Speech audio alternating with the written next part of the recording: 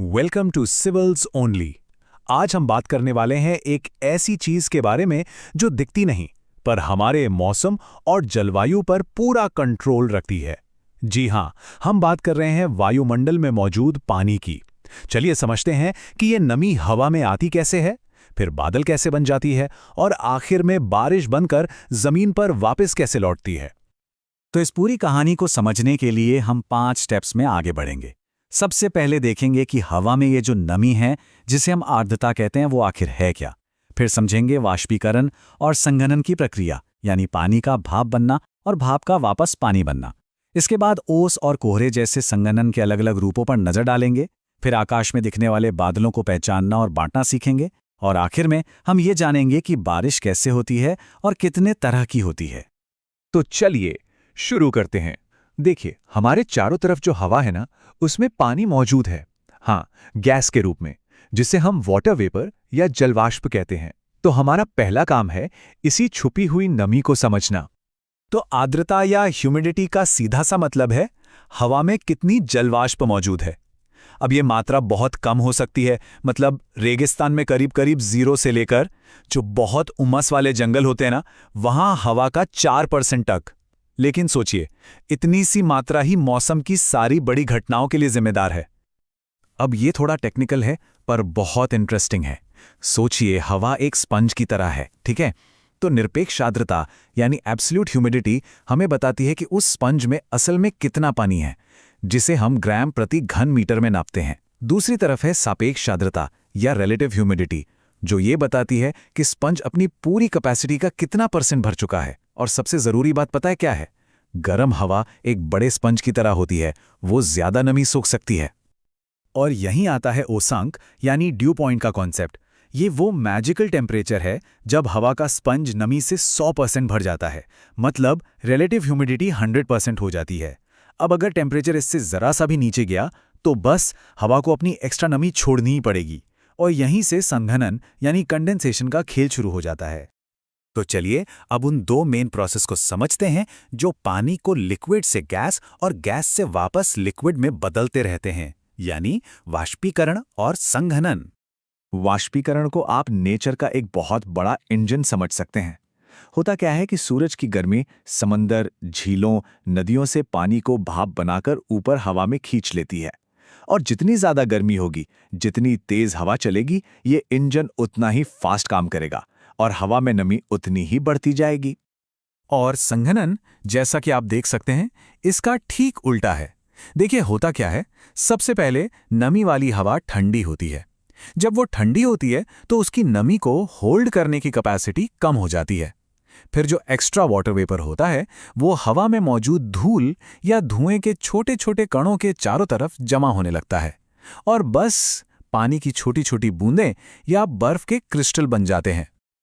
अच्छा, तो अब ये जो कंडेंसेशन का प्रोसेस है, ये हमें अपने आसपास किन किन शक्लों में दिखाई देता है। चलिए उन चीजों पर नजर डालते हैं जिन्हें हम अक्सर देखते भी हैं और महसूस भी करते हैं। ये कंडेंसेशन हमें कई रूपों में दिखता है, जैसे सुबह सुबह घास पर चमकती हुई ओस की बूंदें, या सर्दियों में खिड़कियों पर जमने वाला पाला जिसे तुषार भी कहते हैं, या फिर जमीन को ढक लेने वाला घना कोहरा, और हाँ, आसमान में तैरते हुए बादल। हैं तो ये सब एक ही प्रोसेस के अलग अलग रूप, बस अलग अलग कंडीशन में बनते हैं। तो ओस और तुषार में फर्क क्या है? बहुत सिंपल है, सारा खेल टेम्परेचर का है। देखिए, जब कंडेंसेशन किसी ठंडी सतह पर होता है और ड्यू पॉइंट 0 डिग्री सेल्सियस से ऊपर है तो पानी की बूंदें बनेंगी, ये है ओस। लेकिन अगर ड्यू पॉइंट 0 डिग्री पर या उससे भी नीचे चला गया तो वाटर वेपर सीधे बर्फ के छोटे छोटे क्रिस्टल्स में बदल जाता है, और इसे हम कहते हैं तुषार या पाला।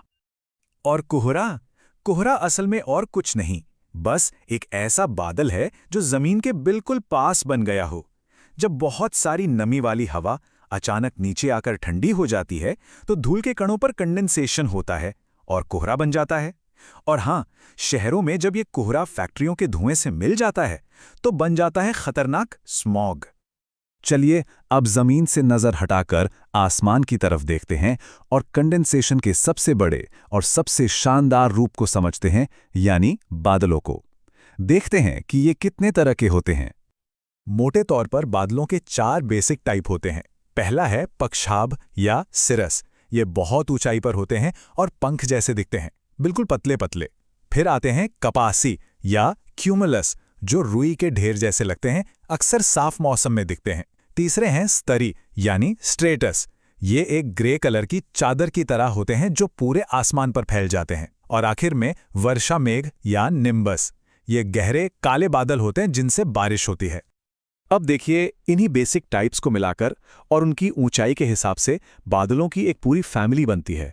जैसा कि इस टेबल में देख सकते हैं, जो सबसे ऊंचे बादल हैं उनके नाम में सिरो लगा होता है, जो बीच की ऊंचाई पर हैं उनके नाम में ऑल्टो लगता है, और जो सबसे नीचे होते हैं वो हैं स्तरी और कपासी बादल। इनमें कपासी वर्षा मेघ यानी क्यूमुलोनिम्बस भी आता है। ये वही बड़े बड़े बादल हैं जो गरज और तूफान लाते हैं। तो ठीक है, कंडेंसेशन हो गया, बादल भी बन गए। अब वाटर साइकिल का आखिरी स्टेप आता है, पानी का जमीन पर वापस लौटना। इसे हम कहते हैं वर्षण या प्रेसिपिटेशन। ये बहुत सिंपल है। जब बादलों में पानी की बूंदें या बर्फ के क्रिस्टल्स जमा होते होते इतने भारी हो जाते हैं कि हवा उन्हें और संभाल नहीं पाती, तो वो ग्रेविटी की वजह से नीचे गिरने लगते हैं। नमी के इसी रिलीज होने को वर्षण कहते हैं।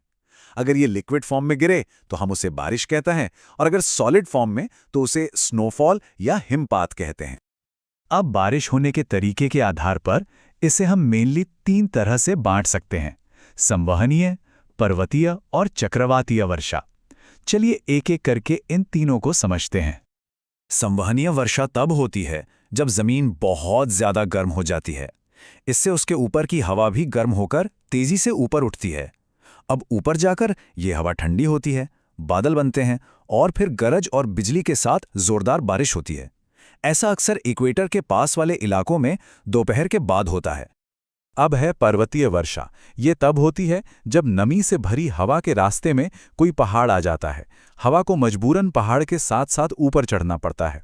ऊपर जाके वो ठंडी होती है और अपनी सारी नमी बारिश के रूप में पहाड़ की उसी साइड पर गिरा देती है।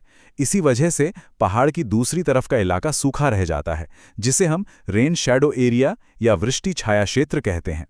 और जो तीसरा टाइप है चक्रवातीय वर्षा, वो तब होती है जब गर्म और ठंडी हवाएं आपस में मिलती हैं। अगर हम पूरी दुनिया में बारिश का पैटर्न देखें तो ये काफी अनइवन है, मतलब एक जैसा नहीं है। एक जनरल ट्रेंड ये है कि इक्वेटर के पास सबसे ज्यादा बारिश होती है, और जैसे जैसे हम ध्रुवों की तरफ यानी पोल्स की तरफ जाते हैं, बारिश कम होती जाती है। एक और बात, समंदर के किनारे वाले इलाकों में कॉन्टिनेंट्स के अंदरूनी हिस्सों के मुकाबले ज्यादा बारिश होती है।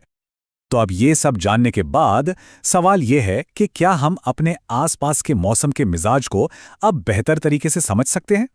अगली बार जब आसमान में काले बादल घिरें तो जरा सोचिएगा कि ये संवहनीय बारिश वाले बादल हैं या फिर पर्वतीय बारिश वाले। तो आखिर में हम कह सकते हैं कि पानी की ये यात्रा एक ऐसा चक्र है जो कभी खत्म नहीं होता। सूरज की गर्मी से यह सफ़र शुरू होता है, पानी हवा में उठता है, बादल बनता है और फिर जिंदगी देने वाली बारिश बनकर ज़मीन पर लौट आता है। ये देखने में कितना सिंपल लगता है ना, पर यही सिंपल सा साइकिल हमारे प्लैनेट के मौसम और क्लाइमेट को कंट्रोल करता है। अगर आपको ये वीडियो फायदेमंद लगी तो वीडियो को ज़्यादा से ज़्यादा शेयर करें, लाइक करें और चैनल को सब्सक्राइब करें। और कोई सुझाव हो या टॉपिक सजेस्ट करना हो तो कमेंट ज़रूर करें।